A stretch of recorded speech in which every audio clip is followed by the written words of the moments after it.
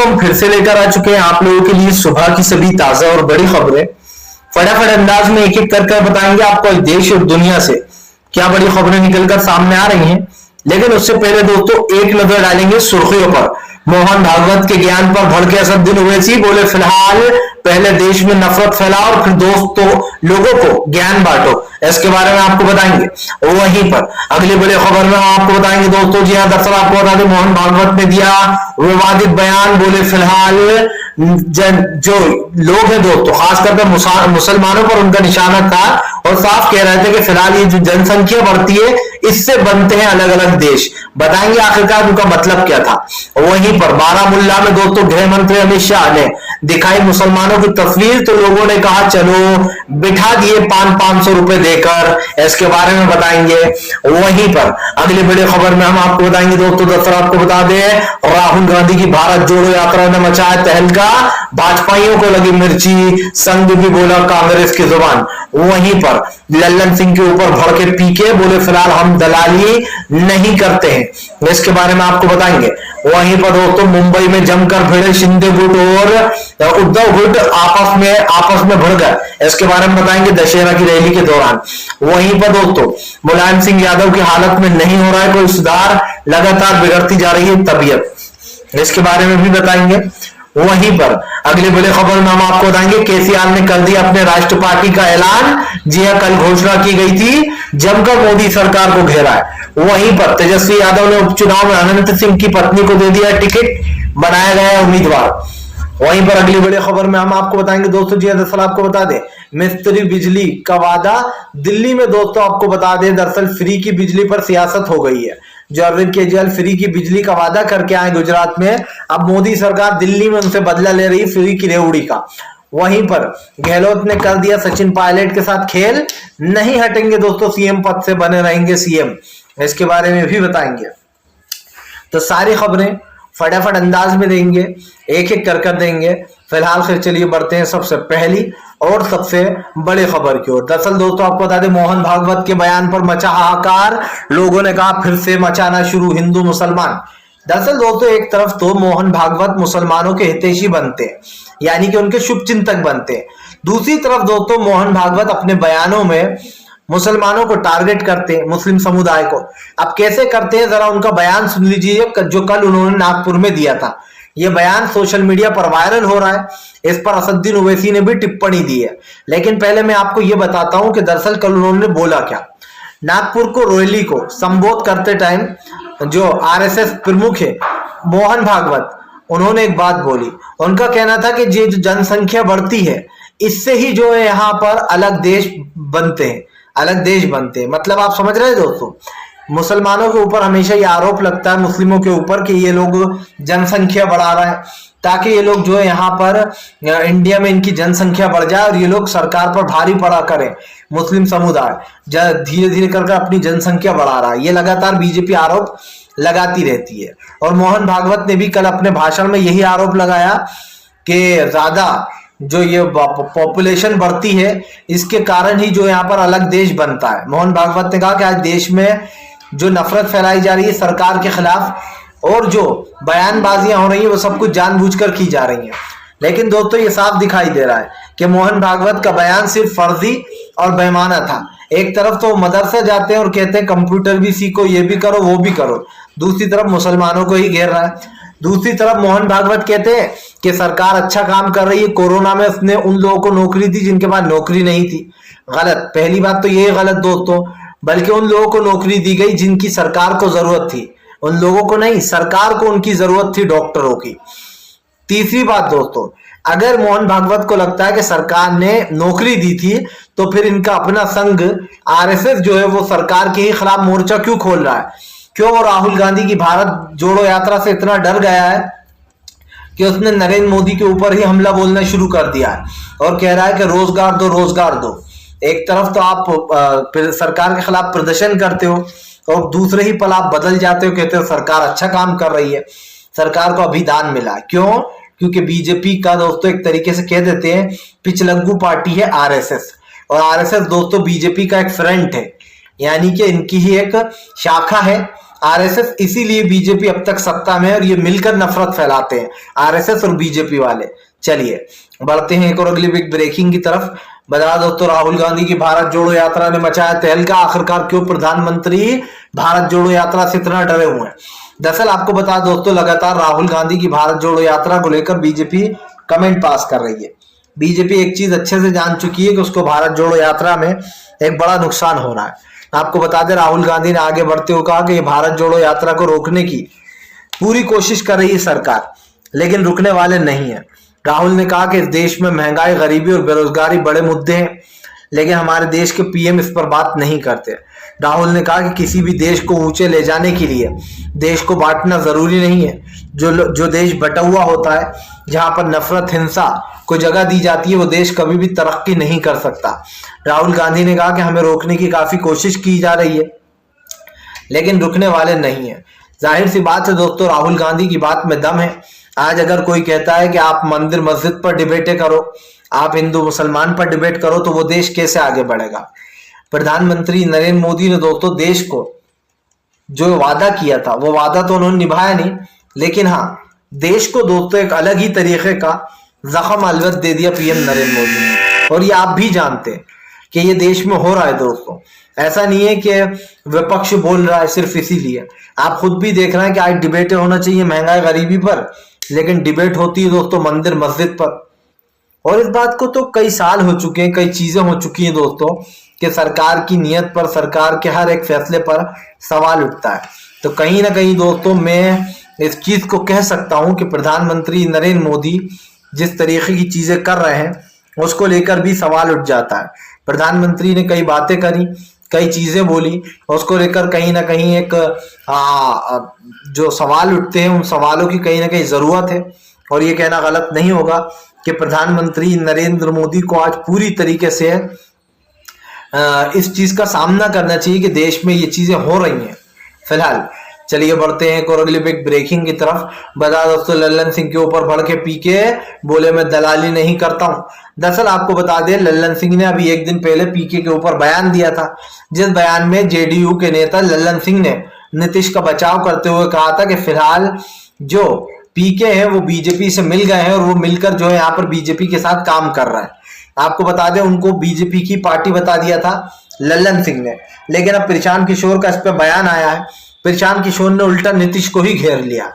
प्रशांत किशोर का कहना है, अभी कुछ दिन पहले मुझे नीतीश कुमार ने बुलाया, उन्होंने मुझसे कहा कि हमारे साथ मिलकर काम करो, लेकिन मैंने उन्हें मना कर दिया कि अब यह संभव नहीं है, अब हम मिलकर काम नहीं कर सकते क्योंकि मैं अपनी पदयात्रा पर चलूंगा। आपको बता दें दोस्तों, पीके ने लल्लन सिंह पर भी हमला बोला और कहा कि ये दलाली वाले काम हम नहीं करते। हमने 2015 में नीतीश जी को जिताया अपने कंधों पर भार लेकर, लेकिन अब जो है यहाँ पर हम उनके साथ काम नहीं करेंगे। अब हमने अपनी पार्टी बनाई है, हमने जो पदयात्रा का लोगों से वादा किया है वो हम पूरी करेंगे। आपको बता दें दोस्तों, एक तरफ राहुल गांधी की भारत जोड़ो यात्रा है, तो दूसरी तरफ पीके की यात्रा है। इन दोनों को भी लिंक किया जा रहा है कि ये सब कुछ प्रशांत किशोर का ही चाल है। एक तरफ वो बिहार से टारगेट करने में लगे हैं मोदी सरकार को, तो दूसरी तरफ राहुल गांधी बाकी सारे राज्यों को टारगेट कर रहा है। सिंपल सी बात यह है दोस्तों, अगर पीके और राहुल मिले हुए भी हैं तो भी जो यहाँ पर मोदी सरकार को ही नुकसान है, और अगर नहीं भी मिले हुए हैं तो भी मोदी सरकार को ही नुकसान है। इसलिए दोस्तों, क्योंकि सब जानते हैं कि राहुल गांधी एक अकेले मात्र ऐसे नेता है जिनकी यात्रा इतनी ज्यादा पॉपुलर हो गई है। जब ये यात्रा शुरू हुई थी तो मुझे याद है बीजेपी वाले कह रहे थे कि ये यात्रा बीच में ही रुक जाएगी, कुछ नहीं होने वाला, इस यात्रा से कांग्रेस खत्म हो रही है। लेकिन अब दोस्तों वो लोग खुद खत्म हो रहा है जो कांग्रेस को खत्म करने की बात कह रहे थे। अब उन लोग का खून सूखता जा रहा है, वो लोग सोच रहे हैं कि आखिरकार इस भारत जोड़ो यात्रा से कैसे निपटा जाए। लेकिन हम बात कर रहे हैं पीके की, और इसीलिए पीके ने नीतीश कुमार को ही फंसा दिया लोगों की नजरों में। उन्होंने ये कह डाला कि मुझे तो अभी नीतीश जी ने कुछ दिन पहले बुलाया था। आपको याद होगा दोस्तों, हमने भी आपको बताया था कुछ 8-10 दिन पहले कि प्रशांत किशोर ने मुलाकात की है नीतीश से चोरी छुपे, लेकिन अब उस मुलाकात को सार्वजनिक कर दिया प्रशांत किशोर ने, और नीतीश पर ही ये आरोप लगा दिया कि वो तो राजनीति कर रहे हैं, उन्होंने हमें बुलाया था। चलिए बढ़ते हैं एक और अगली बिग ब्रेकिंग की तरफ। असदुद्दीन ओवैसी का मोहन भागवत के ऊपर बड़ा हमला, बोले एक पल में जख्म देते हो, दूसरे में मरहम लगाने का काम करते हो। आपको बता दें असदुद्दीन ओवैसी का कहना है कि मोहन भागवत बिना सोचे समझे कुछ भी उलझुल बयान देते। उनके बयान में मुस्लिमों के लिए दोस्तों साफ नफरत झलकती है। आपको बता दें ओवैसी ने बीजेपी के ऊपर हमला बोलते हुए कहा कि पहले भारतीय जनता पार्टी देश में खुद नफरत फैलाती है, बाद में मरहम बनने का काम भी करती है, लोगों के सामने नाटक।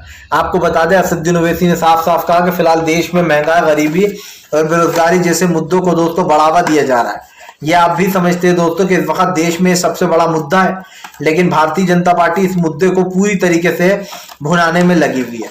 अब दोस्तों ये बात कोई झुठला नहीं सकता है कि फिलहाल बीजेपी के राज्य में किस तरीके के काम हो रहा है। जब से सरकार आई है बीजेपी की, तब से दोस्तों बीजेपी ये कर रही है।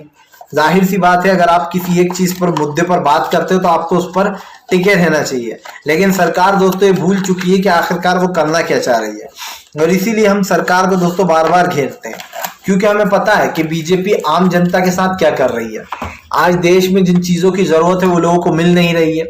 ओवैसी ने कहा कि फिलहाल हमेशा हिंदू मुसलमान, मंदिर मस्जिद, लेकिन कभी महंगाई चीन पर बात नहीं होती। ओवैसी ने कहा कि प्रधानमंत्री नरेंद्र मोदी असल मुद्दों से भागते हैं, वो कभी भी चीन पे बात नहीं करते। चीन लगातार हमारी सीमाओं में घुसता चला जा रहा है, हमें टारगेट कर रहा है, लेकिन उसके बाद भी प्रधानमंत्री दोस्तों इस चीज को सुनने को तैयार नहीं है। जाहिर सी बात है, अगर आप किसी एक मुद्दे पर हो तो उस मुद्दे पर आप बात करो, लेकिन दोस्तों पीएम ने उस मुद्दे को कहीं ना कहीं दरकिनार कर दिया। अब अगर दरकिनार कर ही दिया है तो कर दे, लेकिन ये बात तो साफ है दोस्तों कि सरकार की जो नाकामी है वो पूरी तरीके से दिखाई दे रही है। खैर, वो सरकार का अपना वो है दोस्तों पॉइंट ऑफ व्यू, वो अपने तरीके से सोचे, लेकिन फिलहाल ओवैसी की बात में दम है कि सरकार पहले तो खुद ही दोस्तों आप समझिए, एक तरफ मोहन भागवत कह रहे हैं कि जो देश में जनसंख्या बढ़ा रहा है कुछ लोग, वही लोग अलग देश बसाते हैं, यानी कि दोस्तों निशाना मुस्लिमों पर है, क्योंकि ये लोग बार बार कहते हैं कि मुस्लिम समुदाय का 8-8, 10-10 बच्चे होते हैं, ये जनसंख्या बढ़ा रहा है, बार बार आरोप लगाते हैं। जबकि दोस्तों सर्वे क्या कहता है? सर्वे कहता है कि मुसलमानों की संख्या देश में कम हुई है फिलहाल। चलिए बढ़ते हैं एक और अगली बिग ब्रेकिंग की तरफ। बता दोस्तों सत्यपाल मलिक का बीजेपी के ऊपर बड़ा हमला। बोले फिलहाल मैं 5 कुर्ते लेकर गया था, 5 कुर्ते वापस लेकर लौटा हूं, मैं फकीर का फकीर हूं। आपको बता दें दरअसल सत्यपाल मलिक जो दोस्तों रिटायर हो गए, यानी कि उनको अब उनका कार्यकाल पूरा हो चुका है। सत्यपाल मलिक ने कहा कि अगर मैं बीजेपी की सुनता, उनके लिए काम करता, उनके कहने पर काम करता, तो शायद मैं जो है यहाँ पर मेरी तरक्की हो जाती, मुझे पद दे दिया जाता कोई सा, लेकिन मैं बीजेपी के खिलाफ बोलता था, बीजेपी के खिलाफ हूं, इसलिए बीजेपी ने मेरा कार्यकाल पूरा कर दिया। आपको बता दें दोस्तों मेघालय के राज्यपाल सत्यपाल मलिक का कार्यकाल पूरा होने के बाद जमकर उन्होंने सरकार पर भड़ास निकाली। मेघालय के राज्यपाल सत्यपाल मलिक ने बीजेपी को घेरते हुए कहा कि मैं किसानों की लड़ाई लड़ूंगा, भले ही सरकार मुझे कोई पद दे या ना दे, मैं बिना पद के लड़ाई लड़ने वाला हूं। आपको बता दें दोस्तों सत्यपाल मलिक एक ऐसे नेता हैं बीजेपी के जिन्होंने सरकार के मुंह पर बोला। हालांकि और भी हैं, जैसे कि स्वामी है दोस्तों, उन्होंने भी बीजेपी के मुंह पर बातें बोली हैं, लेकिन इस वक्त सत्यपाल मलिक जो है दोस्तों जमकर उभरे हैं। उन्होंने न सिर्फ सरकार को टारगेट किया दोस्तों, बल्कि सरकार को ये बता दिया कि सरकार की जो नीतियां हैं दोस्तों वो कहीं ना कहीं उनके खिलाफ है। और इसीलिए मैं कहता हूं दोस्तों कि इस बार सत्यपाल मलिक जी ने एक तरीके से सरकार का जो असली चेहरा है वो लोगों के सामने ला दिया। भारतीय जनता पार्टी भले ही दोस्तों ये वादे करती रहे, लेकिन ये साफ दिखाई देता है कि प्रधानमंत्री की एक असली जो छवि है वो पूरी तरीके से बिगड़ चुकी है। चलिए बढ़ते हैं एक और अगले बिग ब्रेकिंग की तरफ। बता दोस्तों अगली जो बड़ी खबर निकल कर आ रही है, आपको बता दोस्तों बारामुल्ला में गरजे अमित शाह, तो लोगों ने जमकर खोल दिया भेद। दरअसल दोस्तों कल गृह मंत्री अमित शाह जम्मू कश्मीर के बारामुल्ला में पहुंचे थे, ये तो आपको पता ही होगा, लेकिन इनसाइड स्टोरी जरा समझ लीजिए कि ये स्टोरी थी क्या। गृह मंत्री अमित शाह कहते हैं कि मुझसे लोग कह रहे थे बारामुल्ला जाकर क्या करोगे, वहां पर तो तुम्हारी रैली में कोई आएगा नहीं। क्यों? क्योंकि वहां पर मुस्लिम समुदाय ही समुदाय के लोग हैं। लेकिन गृह मंत्री अमित शाह ने सब कुछ सेट कर रखा था, भीड़ मुसलमानों से अपनी रैली को भर रखा था। अब उसमें से कितने असली मुसलमान थे, कितने पैसे देकर लाए गए थे, ये आपके सामने है और यही मैं खुलासा करने वाला हूं।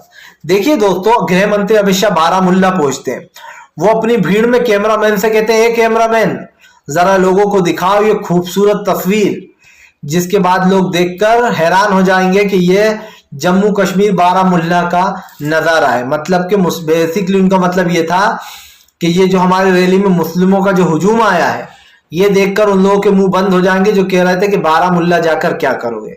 अब ये आप भी जानते हैं दोस्तों कि लोगों के स्कार्फ बांध देने से या टोपी पहना देने से वो मुस्लिम नहीं हो जाता, या फिर दोस्तों पैसे देकर लाने से ये कह नहीं सकते आप कि आपके साथ मुस्लिमों का जन समर्थन है। और मुझे समझ में ये नहीं आ रहा दोस्तों कि बीजेपी ये साबित करने पर क्यों लगी है अब कि मुस्लिम समुदाय उनके साथ है। इसका भी मतलब आप समझ लीजिए। आप अच्छे से जानते हैं कि राहुल गांधी भारत जोड़ने निकले हैं, और राहुल गांधी की एक टैग लाइन है भारत जोड़ो यात्रा। बेसिकली राहुल गांधी इस लाइन से काफी कुछ बोलना चाह रहा है कि देश में जो हिंदू मुसलमानों को बांट दिया गया है, जो धर्म के नाम पर राजनीति कर रही है मोदी सरकार, हम उसका अंत करना चाहते हैं। राहुल गांधी का मेन उद्देश्य ये है। लेकिन बीजेपी क्या करने में लगी है दोस्तों कि बीजेपी अपनी रैलियों में ये बताने की कोशिश कर रही है कि मुस्लिमों का भी जो जन समर्थन है वो हमारे साथ है, ताकि जो बाकी के मुस्लिम है वोटर हैं वो ये देखकर उनको वोट दे दें। जबकि सब जानते हैं दोस्तों 3 तलाक कानून मुसलमानों के खिलाफ, उसके बाद दोस्तों आप देखिए CAA, NRC, NPR मुस्लिमों के खिलाफ, बाबरी मस्जिद का फैसला मुस्लिमों के खिलाफ, ज्ञानव्यापी जो केस चल रहा है मुस्लिमों के खिलाफ, इसके बाद दोस्तों जनसंख्या नियंत्रण कानून मुस्लिमों के खिलाफ, लव जिहाद कानून सिर्फ मुसलमानों के खिलाफ दोस्तों, धर्मांतर कानून मुस्लिमों के खिलाफ। यानी कि अब तक जो बीजेपी ने 15-20 जो कानून बनाए वो सभी मुस्लिमों के खिलाफ है। तो दोस्तों अगर कोई का कानून बनता है तो जाहिर सी बात है, जब बाबा साहब अम्बेडकर ने सबको एक जैसा संविधान दिया है तो दोस्तों एक जैसा ये कानून भी होना चाहिए। अगर मुस्लिम लव जिहाद करता है तो चलिए मान लेते हैं उसको सजा मिलेगी, तो अगर दोस्तों हिंदू भाई कोई आप समझिए किसी मुस्लिम लड़की से शादी करता है तो उसके ऊपर ये लागू क्यों नहीं। आप समझिए, जब आप ये कह रहे हो कि कोई मुस्लिम लड़का लव जिहाद करता है तो हम उसको नहीं छोड़ेंगे, तो फिर तो आपको हिंदू भाइयों के लिए भी यही कहना चाहिए कि अगर कोई हिंदू मुस्लिम लड़की शादी करता है तो हम उसके ऊपर भी यही धाराएं लगाएंगे। लेकिन ऐसा बिल्कुल नहीं है दोस्तों, सिर्फ मुस्लिमों के लिए कानून बनाए जाते हैं, उनके ही ऊपर ये लागू किए जाते हैं, और फिर RSS और बीजेपी अपने आप को धो मांझ कर साफ कर लेती है और दुनिया को ये बताने की कोशिश करती है कि ये तो लोग झूठ बोल रहे हैं, हम तो ऐसा कुछ नहीं है, हमारा को मुसलमानों से कोई नफरत नहीं है। जबकि दोस्तों गृह मंत्री अमित शाह के बयानों में साफ दिखता है, उनकी हर एक चीज में साफ दिखता है कि वो मुस्लिमों से कितनी नफरत करते हैं, सिर्फ जनता को बताने के लिए, देश को बताने के लिए नहीं। आप राहुल गांधी को देखिए, वो राहुल गांधी मंदिर जाते हैं, मस्जिद भी जाते हैं और चर्च भी जाते हैं। इसे कहते हैं दोस्तों इंसानियत। हमें ऊपर वाले ने जब नीचे भेजा था तो क्या ऊपर वाले ने ये बताया था कि हम कौन से धर्म के, हम किस जात के हैं, हम किस जगह जन्म लेंगे? नहीं बताया था। लेकिन दोस्तों इस दुनिया में आके लोगों ने धर्म बनाए और धर्म के नाम पर लोगों को बांटना शुरू कर दिया। मैं अब भी आपसे यही कहूंगा कि हिंदू, मुसलमान, सिख, ईसाई जैसी कोई चीज नहीं होती। देश में दोस्तों इंसानियत बड़ी चीज है, और अगर आपके अंदर इंसानियत है दोस्तों तो आप किसी भी धर्म के होगे ना, लोग आपको प्यार करेंगे। और अगर आपके अंदर दोस्तों हैवानियत है तो जाहिर सी बात है आप किसी भी धर्म में जाओगे, लोग आपको हिकारत की नजर से देखेंगे। चलिए बढ़ते हैं एक और अगली बिग ब्रेकिंग की तरफ। बता दो तो लगातार मुलायम सिंह यादव की बिगड़ती तबीयत को लेकर अखिलेश यादव हैं परेशान। जी हाँ, तमाम नेता उनसे मुलाकात कर रहे हैं। दरअसल उनको सांस लेने में काफी प्रॉब्लम आ रही है। ऐसे में ये कहना गलत नहीं होगा दोस्तों कि अभी हाल ही में हालांकि SK हसन ने जानकारी दी थी कि उनकी तबीयत में सुधार आया, लेकिन अब फिर से एक बार बताया जा रहा है कि मुलायम सिंह यादव जी की तबीयत में काफी जो है प्रॉब्लम आ रही है। और ऐसे में ये कहना गलत नहीं होगा दोस्तों कि सरकार की नीतियों के कारण काफी कुछ बदलाव हो रहा है। फिलहाल अगर आप दोस्तों वीडियो अच्छा लगे तो इसको लाइक करें, चैनल पे पहली बार आए सब्सक्राइब करें, पास में एक घंटी आएगी इसको भी दबा दें ताकि हर वीडियो की जो अपडेट है वो आपको मिल पाए दोस्तों और आप सच्ची खबरों से जुड़े रहें।